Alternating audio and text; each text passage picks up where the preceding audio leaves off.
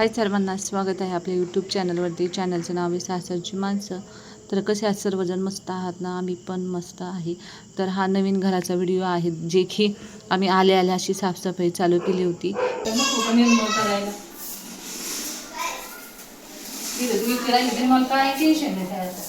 हां, काय टेन्शन नाही. इथे शेजार इथं कुटुंब येते राहायला आजूबाजूनी, काही नाही वाटत ना भरलं नाही. नाही, मला तर रस्ता बघितला ना जरा मला बरं वाटलं आता, नाही का? तुमचं इथून घर तर 5 मिनिटावरच आहे. हा हा, मला ते थर सोडताना जरा वाईट वाटलं. नाही मला नव्हते बरोबर त्या घरात. लगेच असं कुंडून वाटायचं. हे कसं आहे? ते असं प्रशस्त वाटते, प्रकाश आहे सगळीकडे. किचन मध्ये किती किचन मध्ये प्रकाश. चला आवरावरे, आता आमचं चाललंय आवरायचं काम. आणि हे पण साफ करा जरा. मला तर निर्मळ लागतं का जिथे तिथे. हे खिडकी साफ करा. हे कोणी केले? हे करू आता इथं लहान पुरत असते. चला मी केक भांडी घेते. काही कपाट पुसायचं आणि कपाट ते कपाट नंतर लावू, आधी आपण किचन लावून घेऊ, खायला प्यायची सोय करू. कपड्यात काय नाही एवढं पहिलं टेन्शन. गोड करा. गोड ना. दादा तू पहिला खिचडी खा. सगळा पसारा तसाच होता लावायचा. नंतर मग मला गुरुवारचा दिवस होता, उपवास होता. आणि मग काय केलं, मी मॅक्सी घातली, कारण की कामाला मॅक्सी घातले होते. जरा म्हणजे नाही का, एक तरतरे आल्यासारखी होती. ड्रेसने खूप गरम होत होतं आणि तिथं ना फॅन पण नव्हता आणि मग त्याच्यामुळे जास्तच गरम होत होतं. आणि सगळे गथोडी बांधूनच आणले होते. तर हे खूप दिवसाचे व्हिडिओ आहेत, पोस्ट करायचे बाकी होते, कारण तसंच आम्ही गावाला आलतो आणि म्हटलं ही व्हिडिओ नंतर पण पोस्ट करता येते, गावचे व्हिडिओ नाही करता यायचे. आणि टाईम ते आम्ही एकत्रच होतो म्हटल्यानंतर तेच व्हिडिओ पोस्ट केले. हे तसेच बाकीचे आहेत अजून. आम्ही कसा पसारा लावला, कसं काय, आम्ही पनवेलच्या बाजारात पण गेलो होतो पहिल्यांदाच. आम्हाला काही माहिती नव्हतं या ठिकाणी कसं काय. तरी बघू आता. मला तर खूप रडायला आलं होतं बरं का, म्हणजे या ठिकाणी नवीन ठिकाणी यायचं म्हटल्यावरती मला नाही का सगळं नवीन आणि आपलं तिथं ओळख पण नाही. आम्ही कामोठ्यामध्ये 8 वर्ष राहिलो होतो. 8 वर्ष मला काहीच नव्हतं वाटत, पण इथं यायचं नवीन ठिकाण. आता भलेही नवीन ठिकाण आहे, पण आता आम्हाला आयुष्य एकदाच इथंच काढायचं आहे, कारण आपण जिथं नवीन रूम घेतली तिथून अगदी जवळच आहे, 5 मिनटाच्या अंतरावरती आहे. त्याच्यामुळे आता रडून पडून काय होणार नाही. आता इथेच आयुष्य काढायचं आहे. आम्ही घरमालकाला आधी सांगितले की नाही का, आम्ही स्वतःची रूम घेतलेली आहे, तर आम्ही म्हणजे आमचं जसं ओसी येईन आम्ही आमच्या रूममध्ये शिफ्ट होऊ म्हटलं. तर तो फक्त घरमालक बोलला महिनाभर अगोदर सांगा. तर चला मग मम्मी होती तेव्हा खरंच खूप मदत झाली बरं का. नाही तर माझं एकटीचं काहीच खरं नव्हतं. त्यावेळेस माझं एवढं दुखायचं ना, तुम्हाला काय सांगू, एवढे हातपाय दुखायचे माझे, प्रमाणाच्या बाहेर माझे हातपाय दुखायचे. तर त्याच्यामुळे मम्मीची मदत झाली, ते तरी बरं झालं. आणि आता परत मम्मी बोलली ओसी आल्यानंतर मी येईल परत.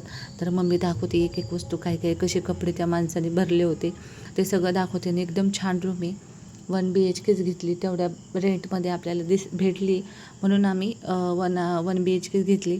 कारण तिकडं त्या साईडला ना रूम भाडं पण खूप कमी आहे म्हणजे बरं का. आणि TV वगैरे सगळंच फिटिंगचं सगळंच बाकी होतं. आणि तुम्ही पण एक्सायटेड असताना हे सगळे व्हिडिओ बघण्यासाठी माझे. आता मला इथून मुंबईला जाऊन पण आता नवीनच आहे. मम्मी होती तेव्हा मला करमायचं, पण आता कसं होईल मला माहीत नाही. आता काढावं लागतील दिवस, काय करणार. आता प्रांजलच्या शाळेचं पण एवढं टेन्शन आहे मला, नेमकं कुठं ठेवू, काय ठेवू हे पण मला सुचत नाही नेमकं. आणि बसचं भाडं वगैरे कसं होईल. तर मी पंखा फिटिंगवाल्या ऑनलाईनच सगळं केलं बरं का.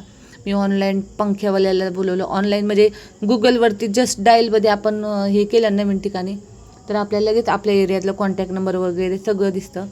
तर मग मी तसं केलं. मग पंखावाला आला, पंखा वगैरे बसून घेतला. तर हा पंखा ना खूप घाण झाला होता. मग मी काय केलं, पुसून याच्यात काही मतलबच नव्हता म्हणून मी काय केलं, घासून घेतला चांगला. घासल्यावरती कसं ते धूळ वगैरे सर्वच निघून गेली. मग हे केलं, घासला सगळा स्वच्छ. मग मी बोलली घासून ठेव. आणि मग त्यांना फिटिंगला वगैरे देणार होते. तो माणूस येणारच होता लवकरच. मग मी फिटिंग वगैरे करण्यासाठी हे केलं, सगळं बोलून घेतलं ऑनलाईनच बोलून घेतलं.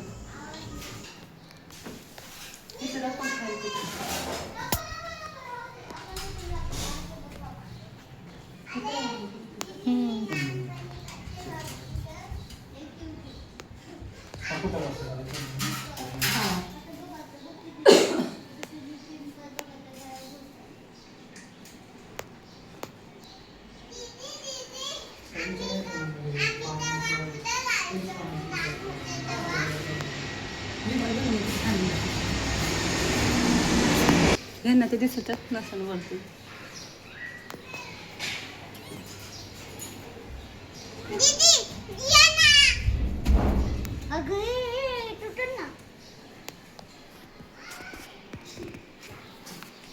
तिकडे जाऊ नको, आतमध्ये खिडकीत जात्यात नुसते.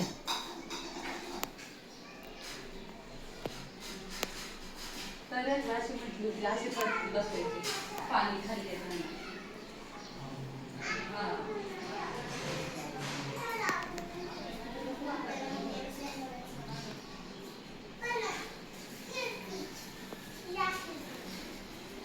तोपर्यंत फॅन फिटिंग ते चालू होती. तोवर आम्ही मग दुसरं गोधड्यांचं साफसफाई करायला घेतलं.